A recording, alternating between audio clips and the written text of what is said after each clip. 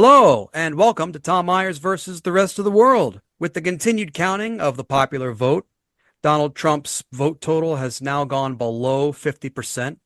So that's three straight elections where more than half the country didn't want Donald Trump as president. That fits with my experience overall. As with every person I meet, there's a less than 50% chance they'll be a racist and sexist dickhead. There's been some cabinet picks for the new administration since we've been on last. Florida Senator Marco Rubio was nominated to be the new Secretary of State. He'd be taking a lot of trips to other countries for his job, so that's a perfect metaphor for Trump's presidency, using government resources to send a Hispanic person who supported him out of the country. Florida Congressman Matt Gaetz was selected to be Donald Trump's pick for Attorney General. He wanted to be Secretary of Transportation until he learned he couldn't use the department to order his dates for any given evening. Elon Musk referred to Matt Gaetz as the Hammer of Justice. Given Matt Gaetz has been investigated for sex trafficking and having sex with minors, I don't think using a hammer as an analogy is a good tact. A non-Jewish, straight, cisgendered white man with a propensity for deviant sexual desires under the influence of alcohol? Matt Gaetz would be better qualified to be a guest host for this show. Former Hawaii Congresswoman Tulsi Gabbard was selected to be Trump's next Director of National Intelligence. You may know Tulsi Gabbard as someone who goes on shows on Fox so she can get moist at the sight of a children's hospital in Kyiv being leveled.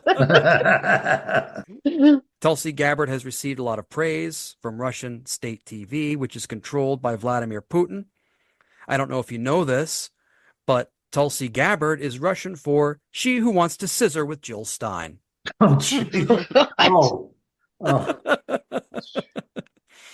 Robert F. Kennedy Jr. has been tapped by Donald Trump to be the Secretary of Health and Human Services. He says he's qualified for the job because he's written several articles about health issues. Given his family history, why not make him the head of the Bureau of Alcohol, Tobacco, and Firearms? Enough time has passed. We're over it now. It's almost as if Trump is using his cabinet picks to be the next season of The Apprentice. I can't wait for him to chastise RFK Jr. and ask, okay, whose idea was it to bring back polio? And now on with the show. Joining me on this episode are Jeff Hysen, Gina Brown, Polite Kitty, and Jess Feeney. Hey, Tom. Hello. Hey, Tom. So what's everyone been up to this week? Well, trying to avoid the news as much as possible, but it's difficult to stay away when you have the habit of checking the news. And today we saw that Dr. Oz, the failed Senate candidate for Pennsylvania, who was really living in New Jersey, was somehow qualified for a position in the new administration. Add that to the backup Fox host, who has a cabinet position, and it's clear that Trump watches too much TV and believes everything he sees on TV, which makes sense because The Apprentice gave America the impression that he was a successful businessman. He's really getting a sense of how hoodwinked we've been just watching him on television all these years. Yeah. I was going to say, Jeff, I think you did a bad job of not listening to the news. I know. That's me not listening to the news. Right. I'm still waiting to see who has the Department of Education. You know, I mean, at this point, it's probably going to go to P. Diddy or something like that. I mean, if they get rid of it, you don't need a head of it. Oh my God. Is Jeffrey Epstein available? What's he doing? Is he busy? That was the first choice. Right. Yeah. And what we see with Gates is that these women are saying they saw him have sex with underage women.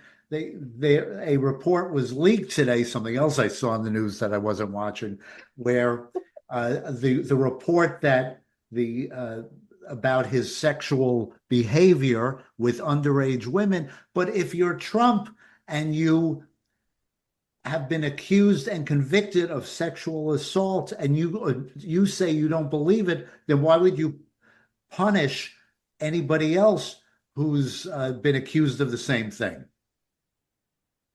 You're talking rationale. You're talking like a normal person, Jeff. I'm sorry. I gotta stop that.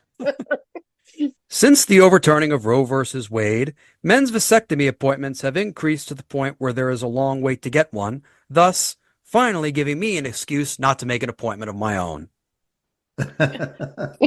In the hours following his re-election, Donald Trump chose his campaign co-chair Susie Wiles to be his White House chief of staff. She said she would only take the job under the condition that she would control who has access to Trump and the Oval Office. In other words, she'll only last 2 weeks. Right. All right. Only joking, 9 days. Susie Wiles has been a long-time associate in Donald Trump's world and does not make too many public statements by all accounts. So she is Trump's favorite kind of woman, one who doesn't speak. We saw what Donald Trump's first term meant for women and the erosion of their rights and the backlash that Trump faced from women and women's groups. We can already see civil liberties groups coming forward. They're already filing lawsuits against some stuff he wants to do. Like, how quick do you think, because the Women's March in 2017 was the day after the inauguration. And I think there's a new one taking place literally the weekend before. Like, he's inaugurated on a Monday. There's one on a Saturday. Like, I'm interested to see, like, how big do you think the backlash this time will be? Go ahead, Jeff. I shouldn't. As the man here. Right. Yes. Let's set this podcast. Yeah. And I don't anticipate the same, the pink hats this time. I think some of the life has left the movement. So I don't anticipate the same fervor as there was 8 years ago. Do you? I anticipate a different kind of fervor. I don't, because it was a moment in time, and I was definitely part of that moment. But I think, having experienced the past 8 years, it's a little bit more somber because, surprise, surprise, it didn't work. And, Me Too, although, God love it, I am glad it happened, it didn't work. We still have an adjudicated rapist in the White House. Like, it kind of feels like it was for nothing. So I think in much the same way, you can kind of judge, like, the campaign of Kamala Harris, where, like, she didn't talk about the glass ceiling like Hillary did. She didn't really focus on her womanhood or even just, like, her identity in general like Hillary did. I think there's definitely a shift away from, I don't want to say the performativeness, but in retrospect, it kind of seems like performativeness. I think now we need to be much more focused on, less on hashtags and more on real world actions that we can take. Well, I mean, we collectively as a group are doing, I think, what a lot of women do, which is we're going to get mad and we're going to be very vocal at first. But the second we get quiet, you better watch your back, because I got a feeling that even though the shift has changed, we may not be as, like, vocal about it, but something's going to be going on behind the scenes. And you're right, the ACLU came out and said that I think it's like over 200 lawsuits they're already got ready to go as soon as he takes over. Yeah, I think that there will be one demographic of women that won't be participating in full. And I think that we're tired. And we're tired of leading the charge, of phone calls and demonstrations. And this is how you go about community organizing. And we're exhausted. And so I don't want... I don't think that should be misconstrued as checking out, because we're not checked out. We're just not going to be leading the charge on any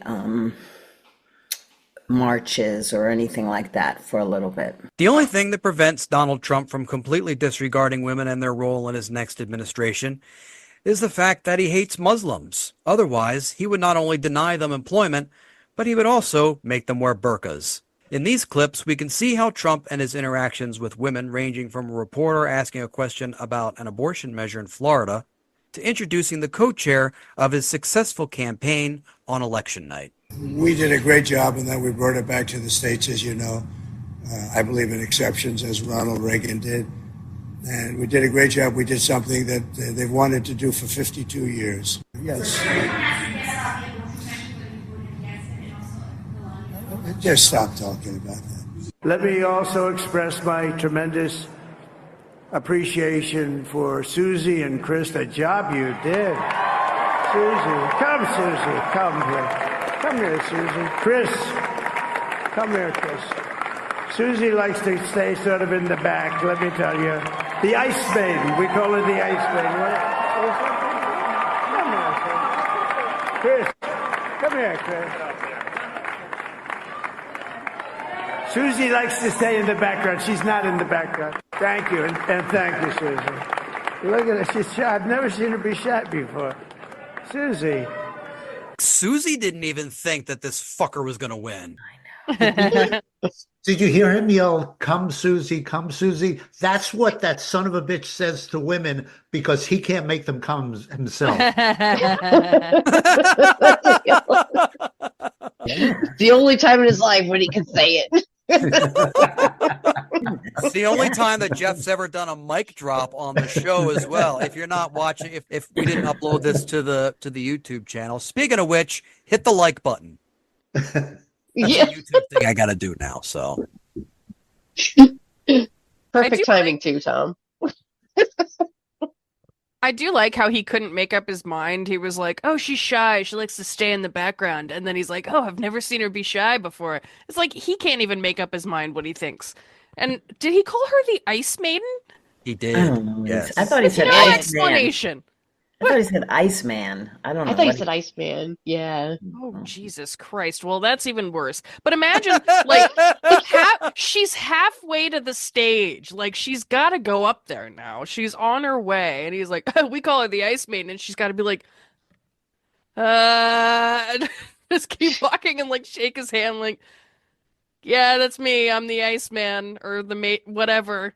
I don't feel bad for her. She's in his camp. That's true. That's true. That's true. She deserves all of the embarrassment. All of it. Take it all. Yeah. I God will love 'em. say though, I do kind of have to give her props just for rebuffing the say something at the microphone thing that Trump always does because JD Vance had to do it that night. The head of UFC felt the need to buckle down to him and speak on election night, which says something like, and all the Republicans who ran against him on the various primary nights when he made those speeches, Susie Wiles, the next White House chief of staff, she seems to be the only one to really stand up to him. Yeah, she's very no nonsense. Wasn't it like during his election speech, his victory speech or whatever, at one point he was rambling and she did like the hurry, wrap it up kind of thing to him. But it makes me wonder. And again, this is jokes aside. I'm like actually being serious when I say this statement. If a woman is being able to control Trump that way, trust me, there must be another exchange or something going on that we don't see behind closed doors. Something's, you know it's there. Maybe she's paying him. Maybe she's got blackmail on him. I don't know. She can only be paying him. I mean, he only speaks money. He doesn't speak in any other language. Yeah. Well, you think she's like a parent? Like she gives him an allowance? I was just gonna say she limits his Truth Social time. Like you can only be on this time and this time. No 5 a.m. posts that you need to be in bed now. I mean, it is important to remember he doesn't know what the fuck he's doing. So, like, there's always the few, adults in the room, quote unquote, even though there's far fewer now, that he listens to because he has to. He can't read. But I guess Yeah. the psych part of me goes, he didn't do it with the others. Why her? Why now? I feel like there's something else going on that, again, it's not a conspiracy thing, not a Right. joke, just a curious question. There is something, and this will be episode 1 of our Susie Wiles Watch special. I'm gonna be Awesome. I'm gonna be the president of her fan club, aside from like who she's representing now. I'm on this. I'm so on this. Yeah, she's like the Grand Moff Tarkin to Trump's Vader. You know, she's the one random Yeah. she's the one random guy who for some reason gets to tell him what to do. Well, Tom, you can have her on the show when he fires her in less than a year and Right. makes Dr. Phil chief of staff. Right. Oh gosh.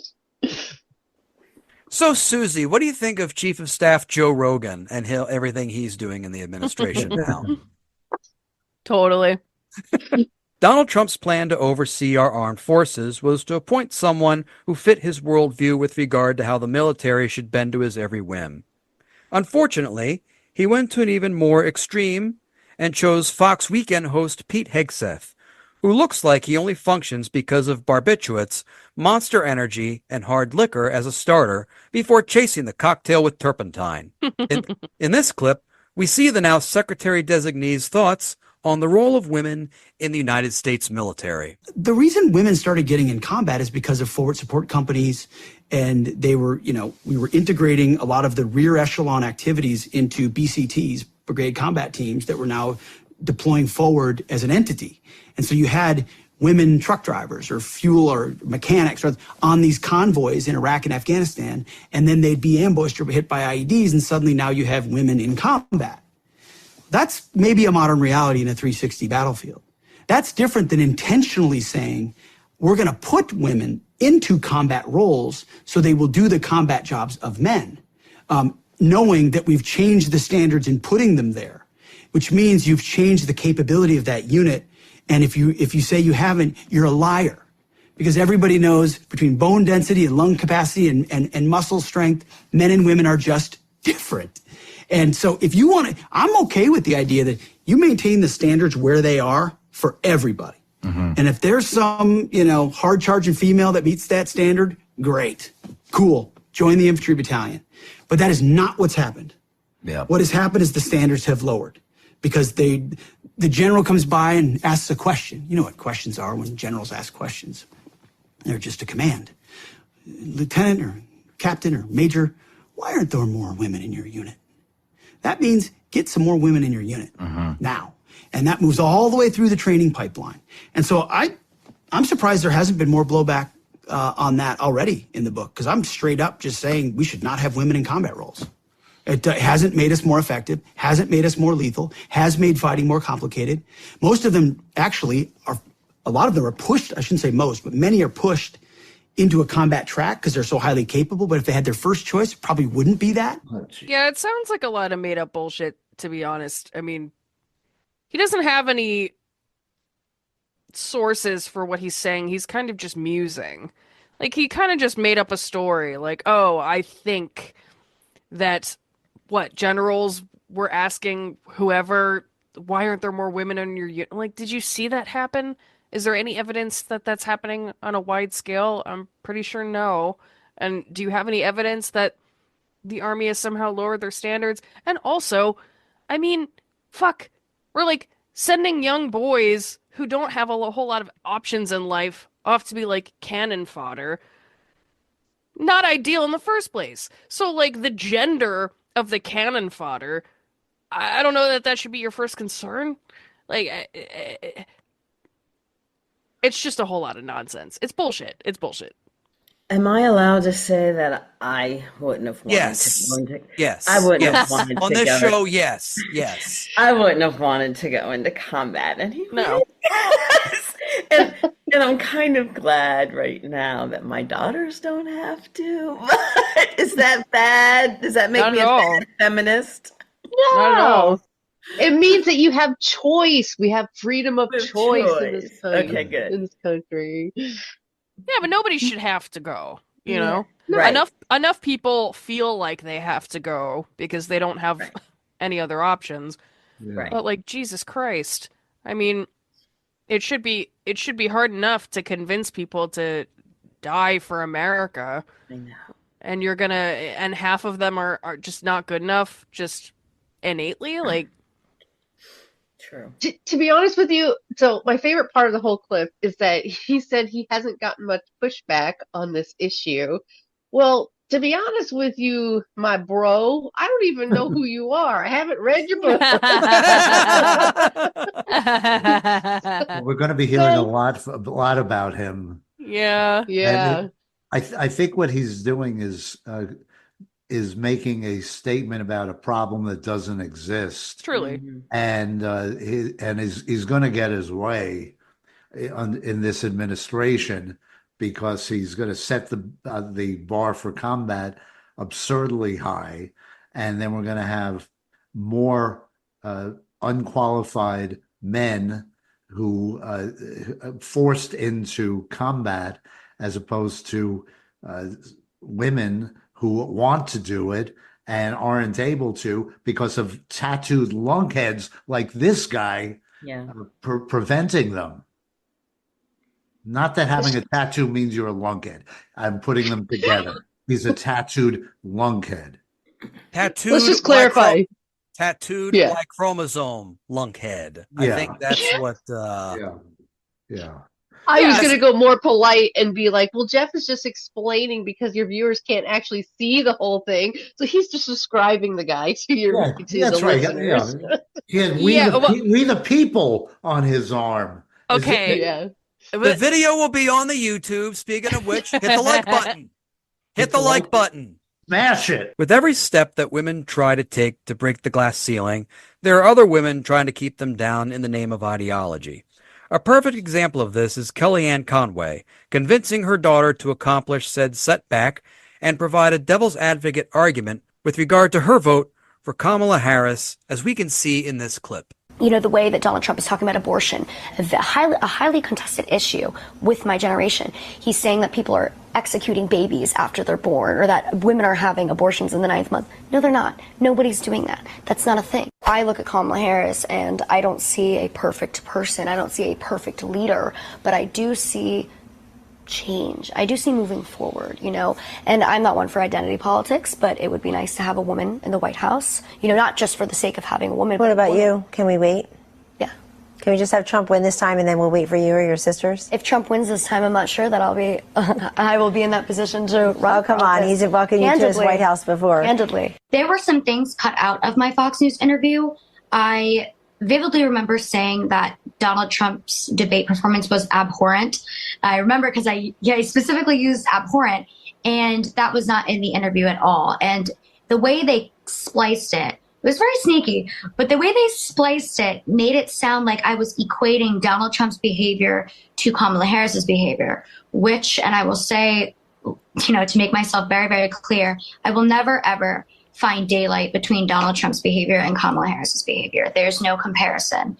You know, it is not comparable to see Donald Trump, who is saying just a few days ago that Liz Cheney should have guns trained at her head, to Kamala Harris, who is rightfully so saying that Donald Trump's rhetoric is dangerous, because it is dangerous. I'll always critique the Democratic Party. I always critique the Republican Party. I will always critique our political two-party system. However, when it comes to this election cycle, there is absolutely no comparison. Her daughter, who, by the way, is based as fuck, apparently, gang, but like her and her husband, dude, what did they talk about at the dinner table? There's no way. I don't understand the family dynamic, but I am very proud of her daughter. Yeah, for all the talk about how the left doesn't have podcasts other than, say, this one, the way the right has so many podcasts. Let's get Kelly Conway, the daughter. What's her name? Claudia. Let's get her a podcast and have her speak truth to power. Yeah. She does talk. I will say she does sort of talk a lot on TikTok. She does have a following, and she does. I know, Jeff. I'm sorry. She's using the media for her generation, so it makes sense that she's there, right? And she does have a following, and kudos to her for just. I love that when she was talking about how they edited. She never said, and the way my mother edited it, she never said that. She's just like the way they edited it. You know what I mean? She never once even tipped her hat. I mean, we all know, right? I thought that was just kind of cool, actually. Yeah. God bless her. Wow. Very I big honestly of her. hope. I hope she gets into politics. I hope she stays there because we need people like her. Yeah. If there was ever any doubt that the United States of America is one of the younger collective incels, then all doubt is erased in this cringe video from former college football player and Project 2025 author Johnny McEntee. So I guess they misunderstood. When we said we wanted male-only voting, we meant male M-A-L-E. Oh, funny. Oh, that was so clever, Taco Boy. Yeah. Ha ha ha. I mean, it's amazing that you can watch the effects of just like, okay, you may have a concussion. No, I'll just walk it off. That guy is all over the social media apps, and he is definitely doing it for the likes, and he's getting paid so much because people are feeding into it. Yeah, I mean, he's saying the quiet part loud, right? Like, he knows women voted for Kamala. Yeah. I mean, a lot of them, not all of them. That's But an interesting point there that Polite makes. He's on the socials, so he's getting likes and responses, but a lot of people are believing that crap. Yep. oh yeah, the two are one and the same. That's why I love when, like, if I can, like, talk about comedy for a second. I love when, like, comedians will make on an this offensive show joke. hosted by me. I know. But I love when like comedians will make an offensive joke and people get pissed off and be like, "Oh, it's just a joke." Like, just because it's a joke doesn't mean you don't believe it. You know, like the funniest jokes have truth in them. Absolutely. You know, so like I love just these fucking, like, the right wing manosphere, Joe Rogan sphere of, like, these shithead comics being like, "Oh, it was just a joke." Like, motherfucker, you know you do. You know what you're doing. You know what you think, and you know that it's that. You know, so please don't be a fucking coward and hide behind this beautiful art form that should be used to bring people together, because you're using your powers for evil, and you know it. You know you are. I know I could probably have a bit of an easier time if I went a particular route, but it's like, honestly, I'm having a lot more fun, like, doing what I'm doing now, as Jeff stares intently at the camera, and he scares the shit out of me instead of the other way around for once. Hit the like button, everybody. Like and subscribe. And on that note, that's our show. I want to thank Jeff Hysen, Gina Brown, Polite Kitty, and Jess Feeney. Thank you, Tom. Thank you, Tom.